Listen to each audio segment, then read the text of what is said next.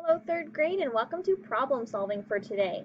Please make sure that you are working on your page on ClassKick, or you are working on your workbook, page 319, and you upload a picture once you are finished.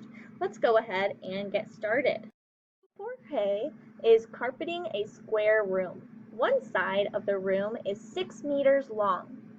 How many square meters of the carpet does George need? Solve this problem.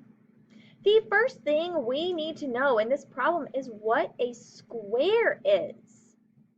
So a square is a shape where all sides are the same length. So if this side is 3 inches, this side is also 3 inches, and this side and this side. So a square has all equal sides. So looking at our square on our page, if this side is 6 meters, that means that this side is also 6 meters.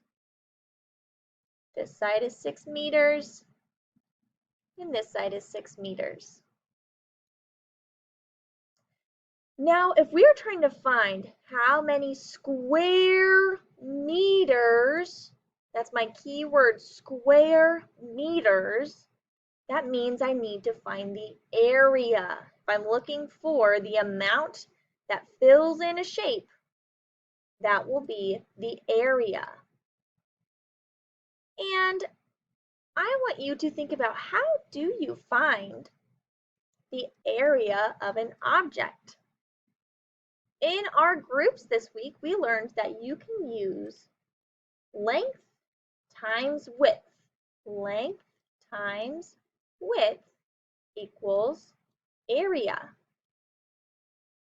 Now, length and width is the same as rows and columns, but sometimes a shape will not show the rows and columns, but they will still show the length and the width. So we can go ahead and plug that into our multiplication problem. 6 times 6. Now, we don't have this memorized quite yet, but we're going to work towards memorizing our 6's. So there are a couple ways you could find the answer. You could make 6 groups and put 6 in each, and then count how many total you have.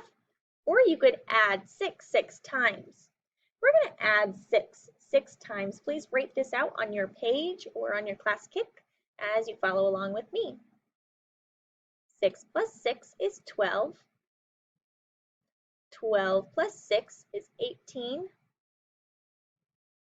18 plus 6 is 24. 24 plus 6 is 30. And 30 plus 6 is 36. So now we know that 6 times 6 is 36. Now we are not done. If we are finding the area, we must have the correct label. So it's not just 36. It is 36 square, and I'll look at my unit. We have meters, meters. Make sure this is exactly what I want to see, 36 square meters, and all of our work around the side as well. Now those square meters, that label tells me that I'm looking at these square meters. There are 36 of these in the whole shape. Once you're finished with your problem solving, you can move on to the next task.